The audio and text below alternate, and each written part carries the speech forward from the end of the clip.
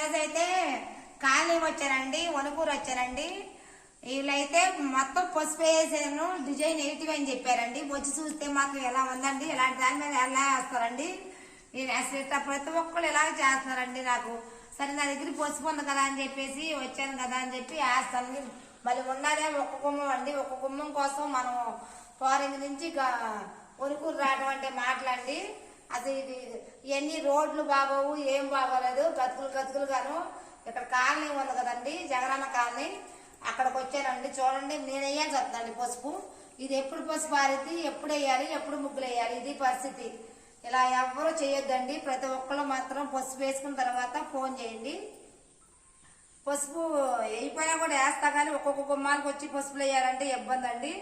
చూడండి, ఈరోజు ఇక్కడ అటంతా చూడండి ఎలా ఉందో వాతావరణం, అసలు భయంకరంగా ఉందండి. నన్ను అయితే వాళ్ళు దింపేసి వెళ్ళిపోయారు. నేను ఇప్పుడు ఎలా వెళ్ళాలి, పరిస్థితి ఎలా ఉందండి. రంగులన్నీ తెచ్చుకున్నాను. ఓకేనా ఫ్రెండ్స్?